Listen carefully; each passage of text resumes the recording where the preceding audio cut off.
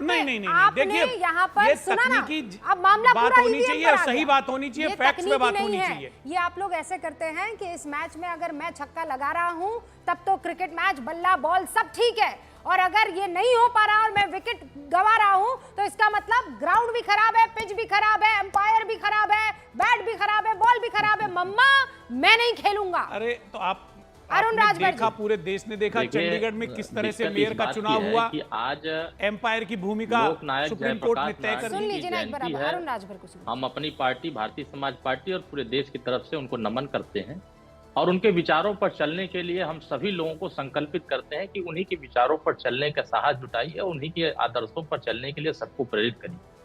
हमने सबकी बातें सुना रुद्का जी, जिस तरीके से बात हो रही है, जेपी जी के मूर्ति पर माल्यार्पण करना ये सभी का अधिकार है, सबको माल्यार्पण करना चाहिए, सभी महापुरुषों का सम्मान करना चाहिए, लेकिन महापुरुषों के गले में माला और उनके विचारों पर अगर ताला लगाने की बात होती है, उनके सिद्धांतों पर चलने की बात नहीं होती है, सिर्फ उनका नाम लेकर के वोट की राजनीति करना होता है, तो जेपी जी ने यह रास्ता नहीं दिखाया।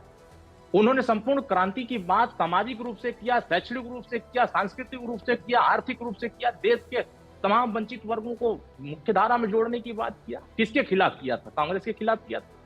और आज जितने लोग जेपी आंदोलन के साथ जुड़े हुए थे, आज वही कांग्रेस के खिलाफ रहने वाले लोग आज कांग्रेस की दरबारी बने हुए हैं। उनके दरबार में जाकर कह रहे हैं कि हमको अपने साथ रखो, हम आपके साथ रहेंगे। ये कौन सा विचारधारा है? ये कौन सा सिद्धांत है? जिन्होंने देश के लिए क्रांति किया, जिसके खिलाफ क्रांति किया, उन्हीं के दरबार में आप बैठ करके चमचम रसमलाई काट रहे हैं और कह रहे हैं कि मैं असली विचारधारावाद हूं। भारतीय समाज पार्टी इस बात को मान रही है कि असली समाजवाद माननीय प्रधानमंत्री जी देश में लागू कर रहे हैं। असली प्रधानमंत्री जी देश में आर्थिक मजबूती ला रहे हैं, देश में सामाजिक क्रांति देश के प्रधानमंत्री मोदी जी ला रहे हैं। माननीय ओम प्रकाश राजभर जी सामाजिक न्याय की बात कर रहे हैं। अगर देश में सामाजिक न्याय, अगर ये लोग प्रधानमंत्री ला रहे हैं, कल कोई और लाएगा। पलटू भाई, आप तो भाई गजब। अगर उन्होंने भ्रष्टाचार की बात किया, अरुण जी एक सवाल तो बनेगा ना आपसे। अरुण जी एक सवाल तो बनेगा ना, आप लोग ऐसा तो नहीं है कि लाइनें तो सारी आपने रटी हुई है, हर 6 महीने बाद आप बस पार्टी बदल देते हैं?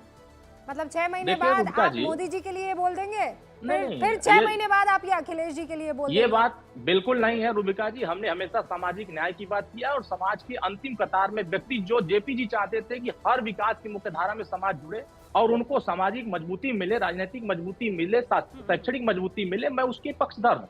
मैं यह बात अगर आप रुबिका जी मुझसे कह रहे हैं तो थोड़ा कांग्रेस पार्टी से पूछिए और समाजवादी पार्टी से, जो मध्य प्रदेश में कह रहे थे कि ये इनका कोई अस्तित्व तो नहीं है, ये चिरकुट लोग हैं, ये चिल्लर लोग हैं, इनका कोई जनाधार नहीं है, आज उनके साथ गलबैया कर रहे हैं। कांग्रेस पार्टी से समाजवादी पार्टी कह रही है आप नाराज होकर चले गए, राजभर से नहीं, अरुण राजभर से नहीं, जूही जी बड़ा सवाल। अभी मैं तो यहाँ पर देख रही हूँ लाइव कमेंट्स आ रहे हैं, चाहे वो सुमन बहरी हो, चाहे वो स्वामी जी नाम के एक व्यूअर हो, चाहे वो आर.के. सिंह साहब हो, चाहे वो शालिग्राम हो, ये सब के सब आपसे ये सवाल पूछ रहे हैं। अरुण जी रुकिए एक सेकंड, ये सब आपसे ये सवाल पूछ रहे हैं कि परिवारवाद, विरासत, यादव में अगर आप यादवों का सबसे बड़ा अगर चेहरा है तो उस आप देख लीजिए आपको कितनी सीटें आई हैं, 37 सीटें आई है लोकसभा चुनावों में।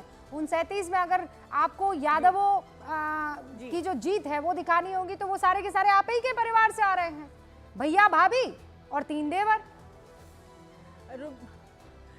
इस उपचुनाव में एक लोग आ गए। इससे जो प्रश्न लोग पूछ रहे हैं, मैं उनको ये पूछूंगी कि क्या वो लोकतंत्र के साथ हैं और क्या उनको कहीं से भी सही लगता है कि एक सरकार और एक एडमिनिस्ट्रेशन, एक पूर्व मुख्यमंत्री को, एक राष्ट्रीय अध्यक्ष को, जहां मूर्ति पे वो माल्यार्पण करने जाना चाहता है, महापुरुष तो हम सबके लिए महापुरुष है, वहां ये कह के रोक दे कि वहां पर जीव जंतु हैं, वहां पर सांप बिच्छू हैं और टीन लगा दे कि अंदर छुप जाए कि अंदर क्या हो रहा है। मोदी जी की यात्रा करके मैं फिर आपसे बार-बार रिक्वेस्ट कर रही हूँ, प्रधानमंत्री को मैं बार-बार रिक्वेस्ट कर रही हूँ, एक-एक करके अपनी बात रखिए। अरुण जी रुकिए। जूही जी ये सवाल मैंने पूछ लिया, अभी फिर जफर इस्लाम के पास जाऊंगी और ये जीव जंतु वाला सवाल फिर पूछूंगी। जो सवाल व्यूअर्स आपसे पूछ रहे हैं उसका बेबाकी से जवाब दीजिए ना। जयप्रकाश नारायण दो मुख्य चीजों की वजह से जाने जाते थे। एक तो इमरजेंसी लगाने के बाद इंदिरा गांधी का उन्होंने पुरजोर तरीके से विरोध किया, ठीक है। अभी आप इंडिया गठबंधन में हैं और उसी कांग्रेस के साथ हैं। दूसरा, वो समाजवाद के पक्ष में थे, परिवारवाद के खिलाफ थे। जयप्रकाश नारायण ने अपने परिवार में से किसी एक को आगे बढ़ाया हो राजनीति के लिए और उस गद्दी पर सवार होने के लिए, तो आप बता दीजिए।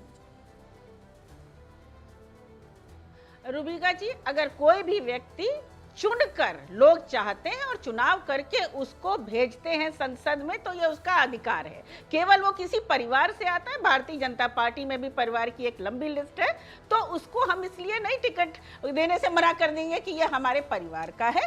दूसरी बात, हमने लोकसभा में पिछड़े दलितों, अल्पसंख्यकों, महिलाओं का वोट लेकर के एक बहुत ही बेहतरीन प्रदर्शन किया है। मुझे समझ में नहीं आ रहा है कि यहाँ का प्रशासन और योगी आदित्यनाथ जी की सरकार से क्यों अरुण राजभर अगर बात करते हैं तो इनके पिता भी उसमें सहभागिता करते हैं, क्यों नहीं पूछ पा रहे हैं कि एक पूर्व मुख्यमंत्री से इतना डर आपको कि एक माल्यार्पण से आपने उनको रोक दिया कि जीव जंतु है वहां पर। 30 सेकंड में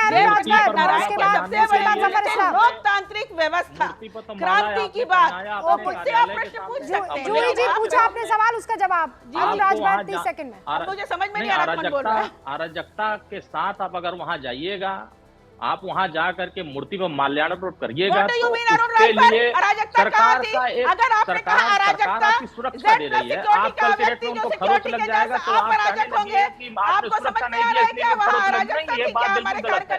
वोट की राजनीति जो ही बंद करिए कि इससे वोट की राजनीति जो आपका चल रहा है कि सिर्फ वोट के लिए हम कुछ भी करने को तैयार हो जाएंगे। तो उत्तर प्रदेश की जनता कानून व्यवस्था बेहतर करने के लिए जानी जा रही है। उत्तर प्रदेश की सरकार सबको सुरक्षा देने के लिए जानी जा रही है। जिम्मेदार व्यक्ति हैं। उत्तर प्रदेश में इसीलिए आपको आईना दिखा दिया गया है। आज उत्तर प्रदेश में कहीं से भी किसी के साथ अन्याय नहीं हो पा रहा है। यही तो आप लोग चाह रहे हैं कि पूरी प्रक्रिया चालू हो जाए कि लोग यहाँ आपराधिक प्रदर्शन मिलने लगे, यहाँ लोगों के ऊपर अत्याचार होने लगे, ये जेपी जी नहीं चाहता। आप देखिए मुजरई मत बतियाइए, चिल्लाइए। एक टाइम पर एक ही आदमी को सुन सकती हूँ। आज मैंने सवाल से ज्यादा यही रिक्वेस्ट की, जूही जी रुक जाइए, जूही जी, आप बीच बीच में ना बोलिए, प्लीज प्लीज मत बोलिए। जूही जी, आपने सवाल पूछा, मैं जवाब का मौका दूंगी, वापस रिबटल का मौका दूंगी, लेकिन एक बार उनको बात फिनिश कर देने दीजिए, ठीक है। अरुण राजभर, कौन सी अराजकता, कौन सी अराजकता?